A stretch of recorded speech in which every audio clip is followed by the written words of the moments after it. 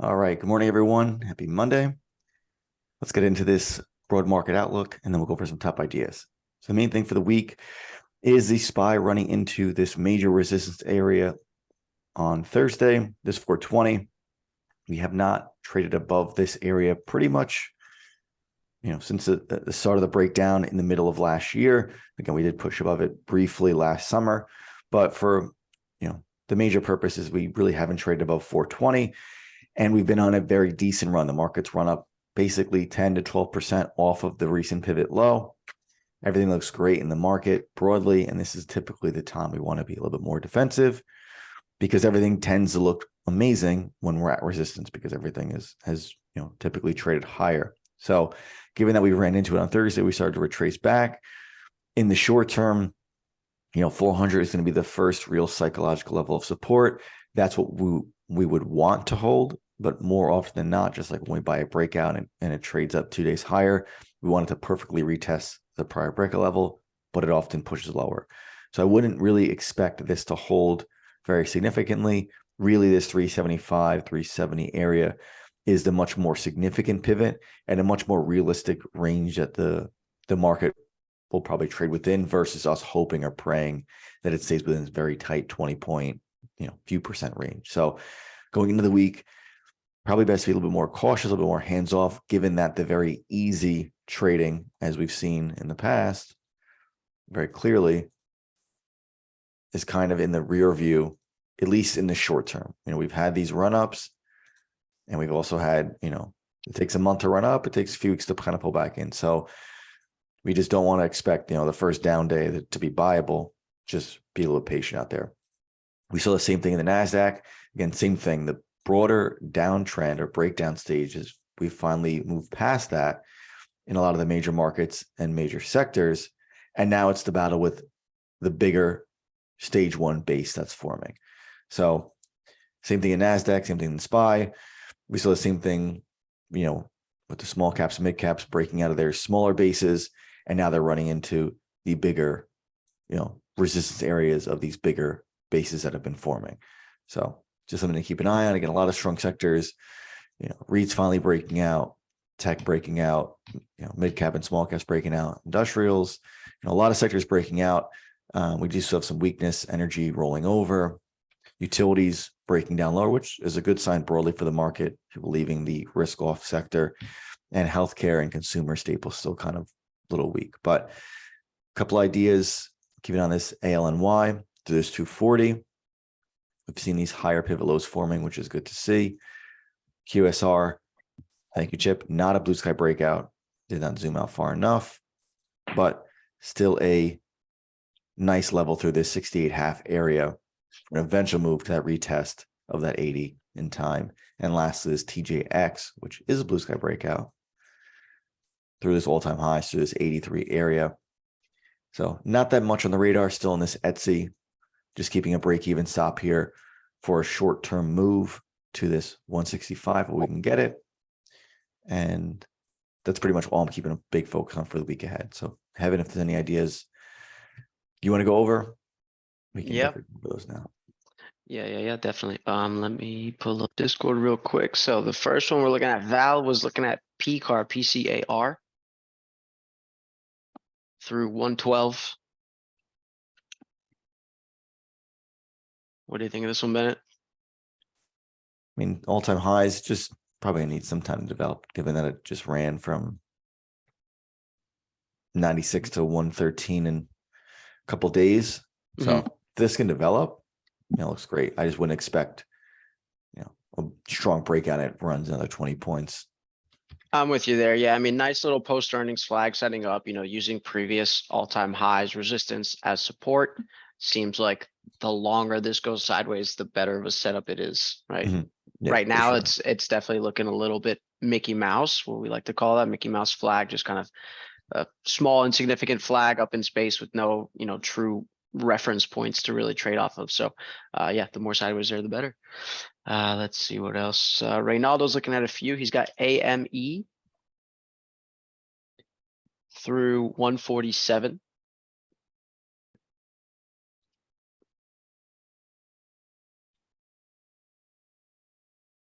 Yeah, I mean, it looks good.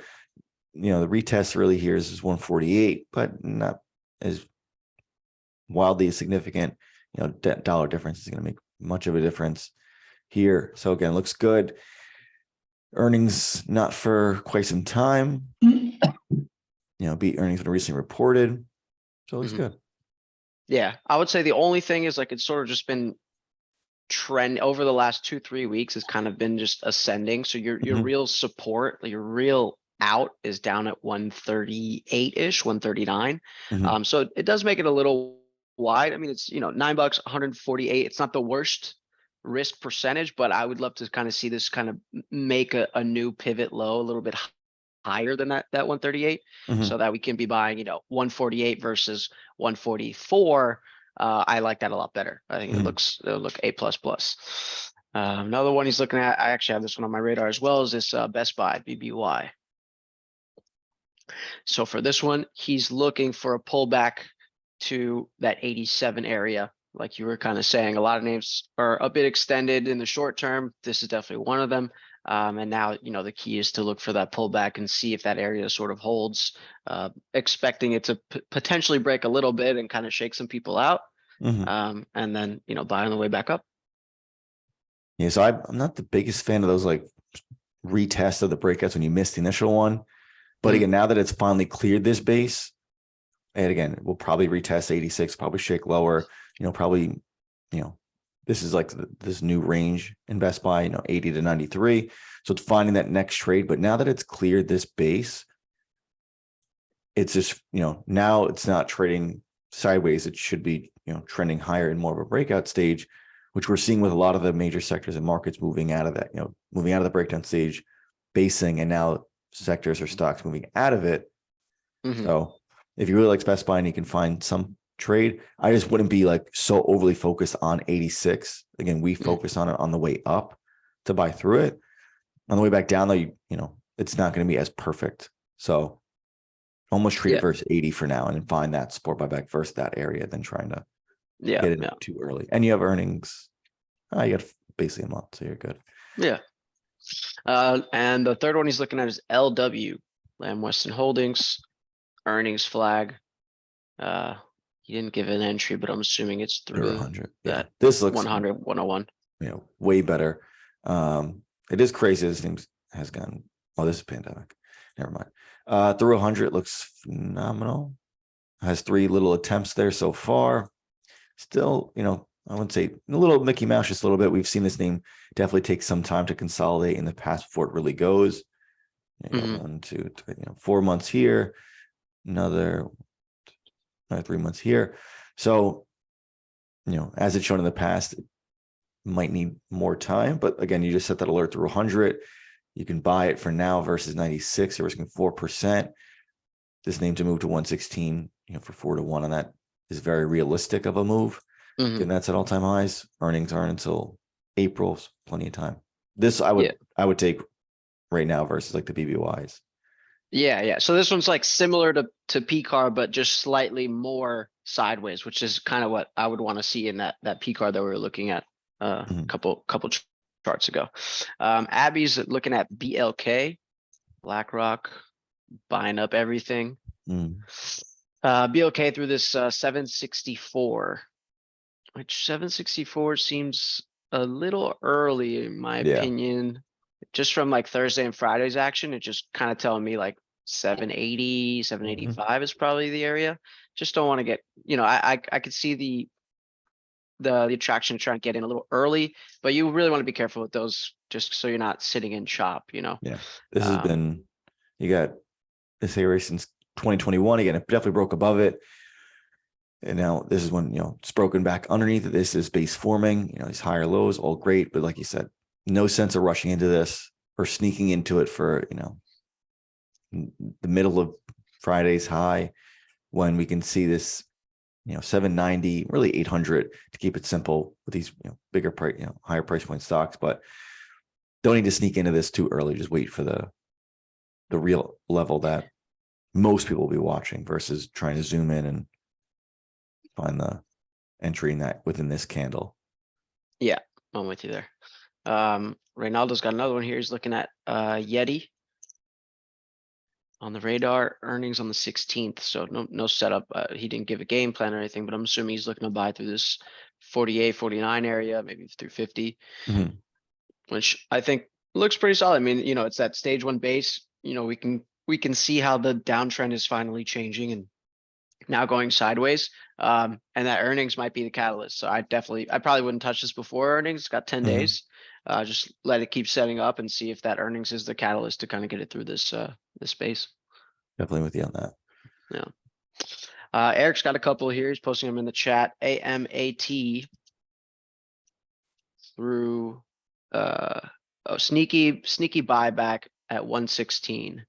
Yeah, I mean it's above 116 right now. Yeah, So that's just I a don't pass. That's not, don't go there's nothing don't sneaky get about ahead of that. yourself. Yeah, the No. lesson there is don't get ahead of yourself and thinking there's a sneaky buyback when it's not even back under that resistance yet. Yeah. Because this could easily just keep going without you, and then that plan is wasted. So but I could see the idea, but yeah, don't go too far ahead of yourself. Earnings in 10 days as well. So I don't think there's much there for now.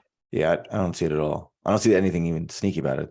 It broke out last week and it's just coming back down. So Yeah. hard pass. Yeah.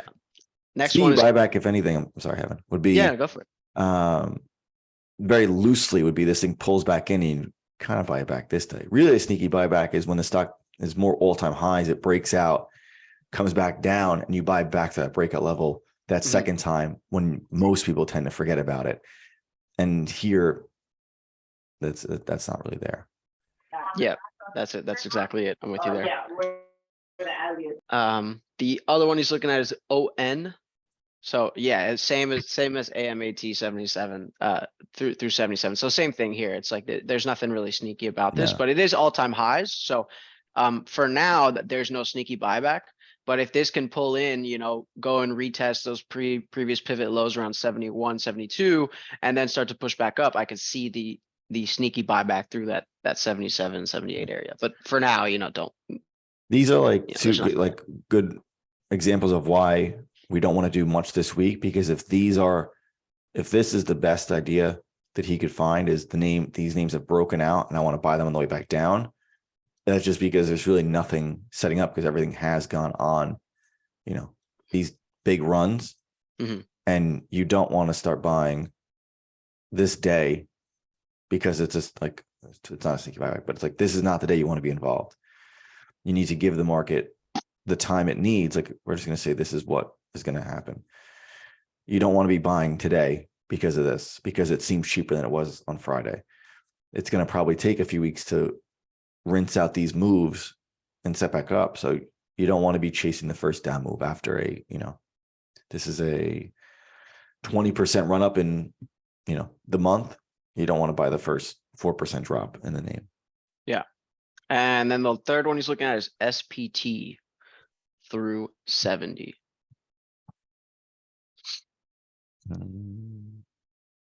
mean, I see the base. Yeah, that looks good. Yeah, the weekly chart is really clean here. If you go and zoom out to a weekly chart, that 69.70 area is a really nice, textbook stage one base.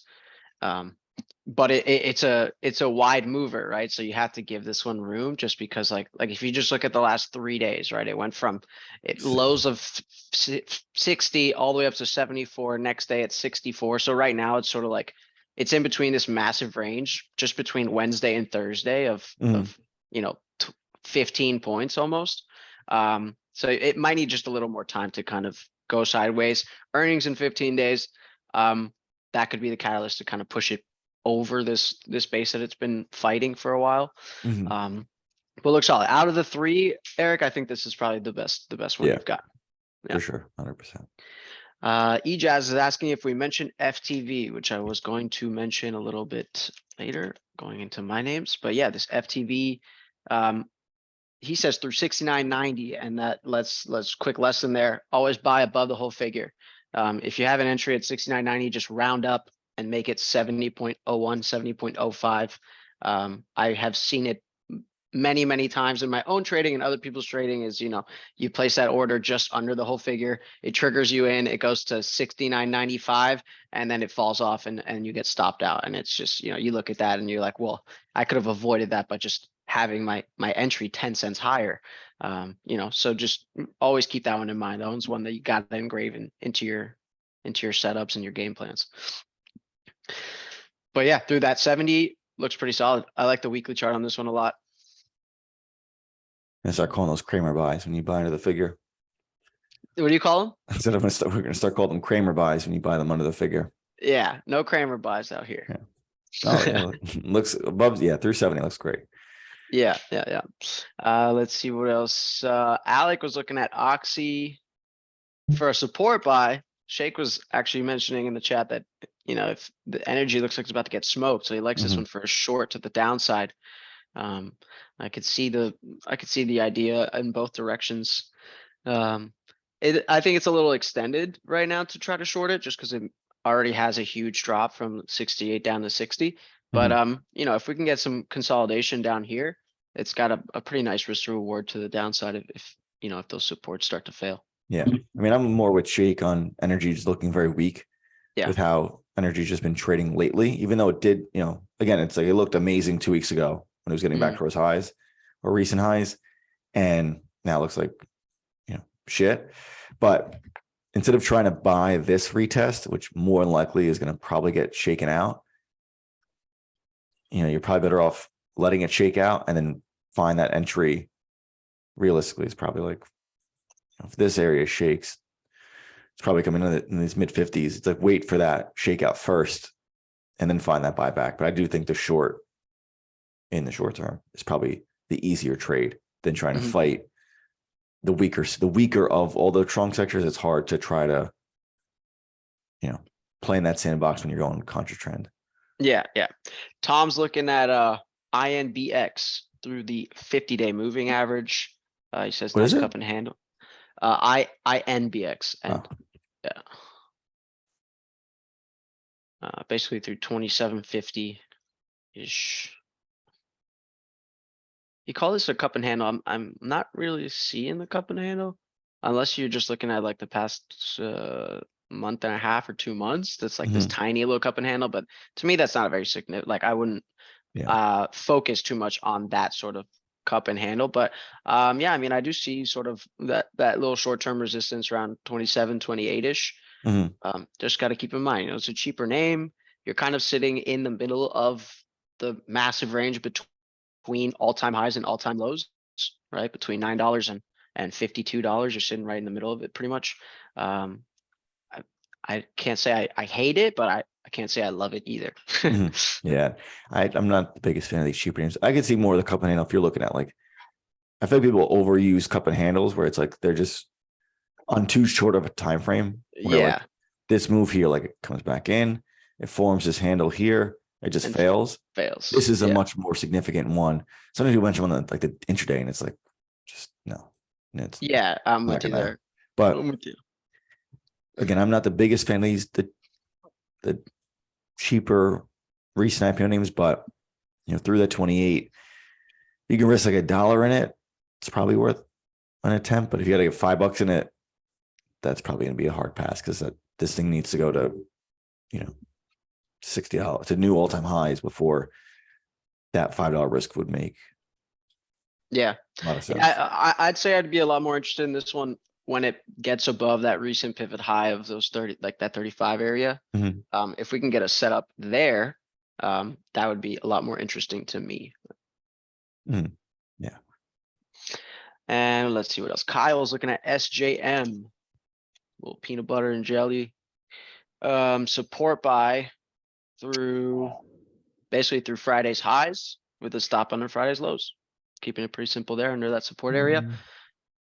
We did get like that nice little bullish reversal right at support, but it's like you like to say, right? It's usually those support buys are never perfect. Yeah, and this it's like, this thing's probably going to trade with. This looks like a bear flag that's starting to form, where you're going to buy 150. It's probably not going to go much higher than 154 in the short term. So you got $4 there. It's like this is kind of 1-to-1. This is like kind of like some of those what were said to be sneaky buybacks. They're not.